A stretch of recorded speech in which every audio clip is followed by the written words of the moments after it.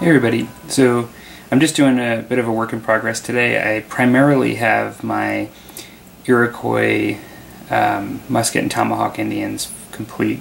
I still have to do the base and I still have to do the war paint like I said I was going to do, but they're primarily complete. These guys were a lot of fun to paint. I actually like the Delawares too, but for whatever reason I really liked the faces and how they were done on these miniatures. Maybe I'll just go through them a little bit real quick because I know you've seen these before. But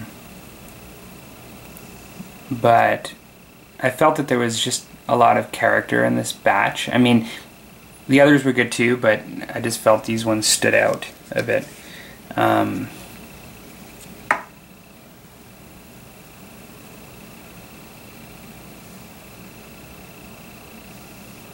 So I really enjoyed painting these guys. They also had they have this sort of unique headdress with feathers, which I think was kind of fun to paint as well. It was very, I don't know, it just gave me a very frontier-like kind of feel to them, or just maybe because they were just so I mean, such a prominent nation as part of the French and Indian Wars. I've just seen it so much that it was just very archetypal, I don't know, common, and so it was kind of neat.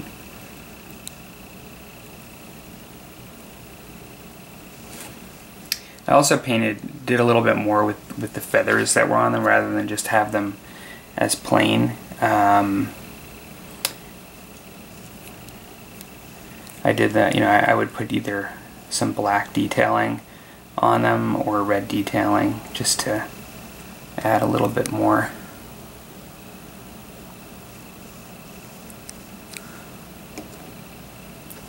I didn't put a whole lot of thought into, you know, which ones would get color. Like I knew these guys were going to be a lot more colorful when it came to the feathers, the hairstyle, and the war paint. And so this was the only guy that I gave a colored jacket. And it was really for that reason, because I knew, I'm not sure if I've shown this one or not. I'm just kind of grabbing all these guys. This might have been the first one that I showed. Yeah. So I knew that I'm going to be throwing a lot of color in there. Pull out a bit. And because of that, I went for sort of more of a plain style of dress, you know, with what I would think would be more like natural materials without dyes, except for that guy with the blue shirt.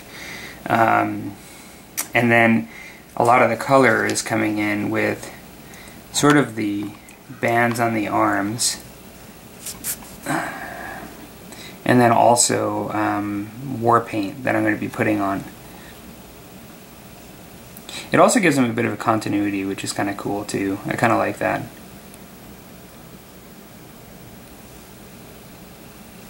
So yeah, you know, I really enjoyed painting these guys. In some ways, I'm gonna be, sorry about that, I'm gonna be looking forward to painting in the future more First Nations, you know, really, whether it be, like I said in the last video, the 20-man box set by Warlord, or whether it be the additions. I think I'll probably do the additions to these guys next again. So like there'll be another 6 for the Iroquois and another 6 Delaware that I'll end up doing just like these in the future. And then I may even get the 20-person box set too, because I just like painting these guys. I've really enjoyed it. It's really cool. It's very different than anything I've ever painted before, but as far as the palette of colors and things. But with that said, because I've really not done a lot of older historic, you know, outside of World War II, this is my first foray into it. Like, I know a lot of folks I talk to on YouTube and that watch the channel do Napoleonics and things. I've never done that. When I go on to do the colonials in the future, I know that that's going to be very different too, and so it's going to be a whole other ball game as far as how I'm painting uniforms and things like that. And I've never painted standards.